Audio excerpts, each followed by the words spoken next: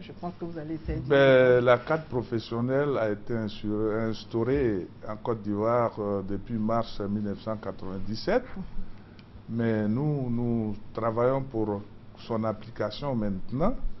Et cette carte professionnelle va permettre de catégoriser les commerçants, les étalagistes, les demi-grossistes, les grossistes et les importateurs, de sorte que chacun puisse jouer son rôle valablement, et permettre aussi à l'État d'avoir une banque de données, puisqu'aujourd'hui, avec exactitude, l'État ne peut pas vous dire le nombre de commerçants exerçant sur le territoire ivoirien.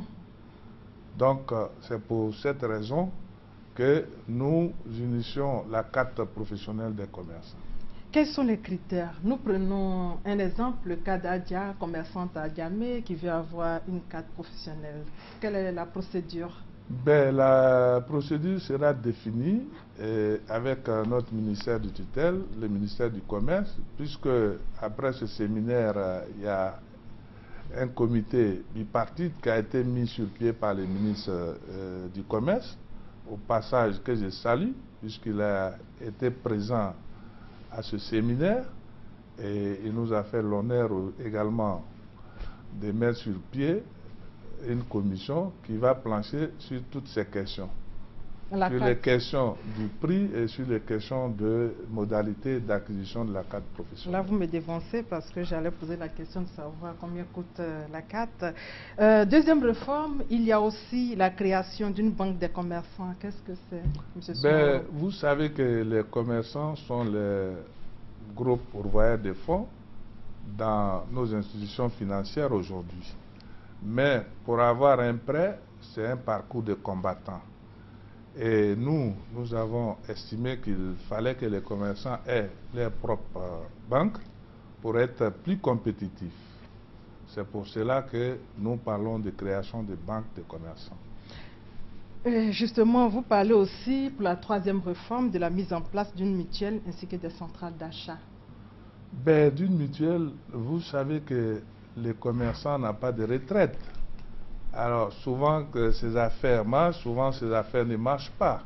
Donc il faut créer une mutuelle pour assurer des lendemains meilleurs aux commerçants lorsqu'ils seront à la retraite.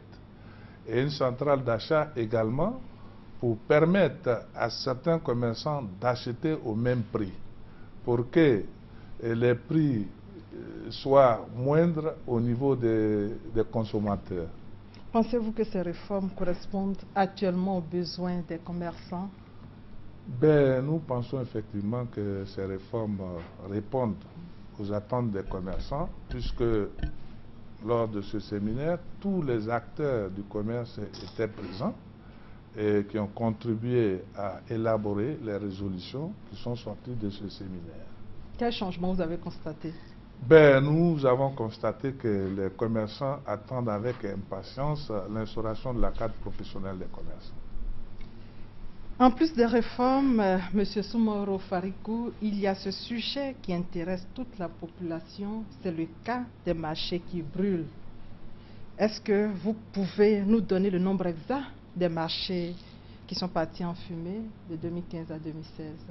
Ce que j'ai pu vous dire concernant les marchés qui brûlent, depuis 2010, il y a plus d'une dizaine de marchés qui ont brûlé. Depuis 2010 oui, ou depuis 2015? Depuis 2010. D'accord. Alors je prends 2010, il y a plus d'une dizaine de marchés qui ont brûlé. Les plus récents, c'est les marchés d'Abobo, les marchés de Gagnoua, de Mans et de Korogo. Donc, c'est ces marchés-là qui ont brûlé récemment. Vous n'êtes pas policier, mais on veut savoir si vous avez aussi reçu des informations, qui sont les auteurs, qui met le feu dans les marchés?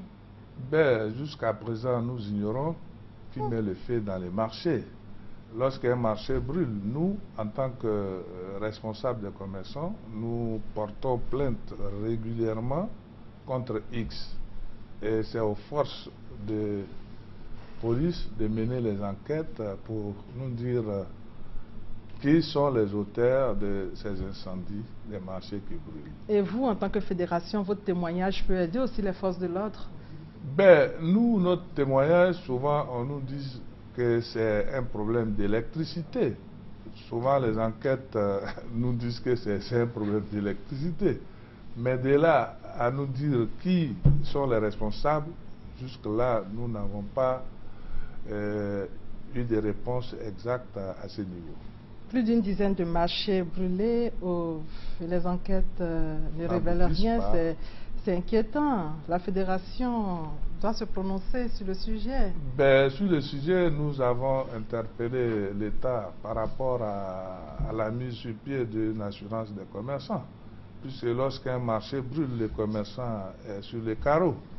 Donc, il faudrait quand même qu'au niveau de ces marchés, que l'État privilégie les pompiers civils qui seront constamment sur ces marchés pour amoindrir vraiment les dégâts.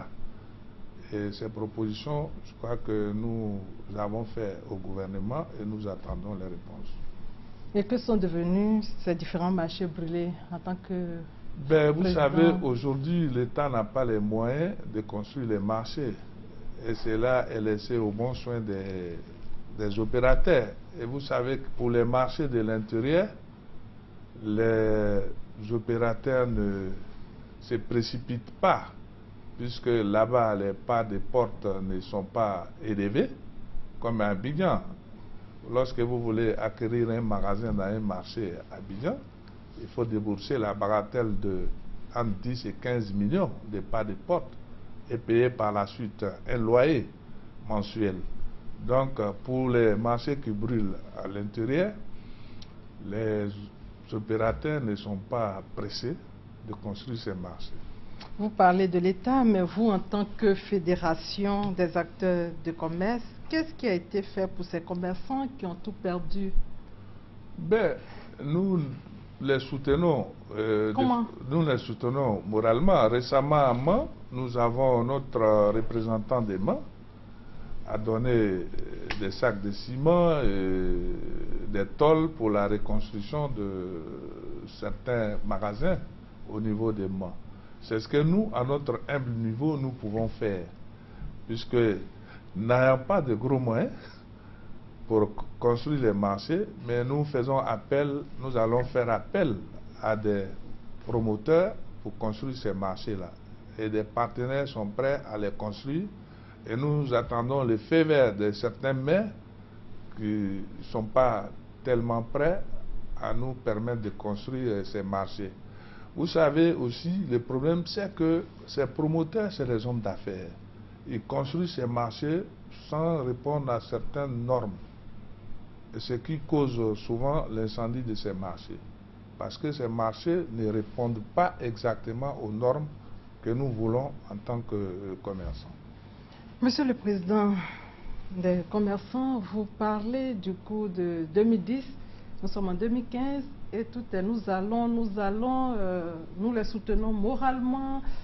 On veut savoir quel acte concret que la fédération a posé vis-à-vis de ces commerçants qui ont tout perdu. Avant de parler de l'État, avant de parler de la mairie. Vous savez qu'au niveau de notre fédération, lorsque un marché brûle, nous allons dans un premier temps soutenir moralement ces commerçants et faire appel à des partenaires pour que ceux-ci viennent en aide à ces commerçants sinistrés.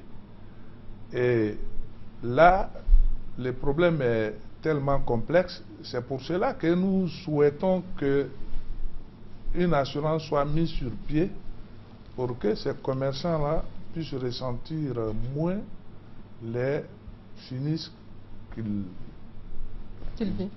ont. Nous insistons là-dessus. Qu'est-ce que le commerçant qui vous regarde aujourd'hui peut retenir de votre passage sur notre plateau concernant le cas des marchés qui sont partis en fumée? Nous disons à ces commerçants que nous sommes à pied d'œuvre auprès des pouvoirs publics pour la mise sur pied d'une assurance qui pourra prendre en compte les sinistrés des marchés qui brûlent. Concernant vos réformes, qu'est-ce qu'on retient? Concernant nos réformes, ce qu'on peut retenir aujourd'hui, c'est que nous travaillons pour la modernisation du secteur du commerce avec la création d'une banque, d'un fonds de garantie, d'une mutuelle et l'instauration de la carte professionnelle des commerçants. Merci, M. Soumaoro Farikou, d'être venu sur notre plateau. Je rappelle que vous êtes le président de la Fédération nationale des acteurs du commerce de Côte d'Ivoire. Aujourd'hui, vous avez décidé de moderniser le secteur du commerce pourvoyeur d'emploi. Cela passe, selon vous, par l'instauration de la carte professionnelle des commerçants, la création d'une banque des commerçants, la mise en place d'une mutuelle ainsi que des centrales d'achat. Merci pour votre contribution. C'est à moi de vous remercier et bon dimanche. Merci et bonne fête à vous, Monsieur Soumaoro. À vous également. Vous êtes sur RT1. Je vous rappelle l'information capitale du jour. C'est la célébration de la Pâque, célébration de la résurrection du Christ dans les temples et églises. Aujourd'hui, la fête. Demain, férié. Mardi, la reprise. Et rappelons pour terminer aussi que le Mali vient d'annoncer l'arrestation de 2 personnes liées aux attaques terroristes de Grand Bassam. C'est la fin de ce 13h réalisé par Sophie Brou et Ricardo Somon. Merci de votre fidélité et bonne fête de Pâques à tous.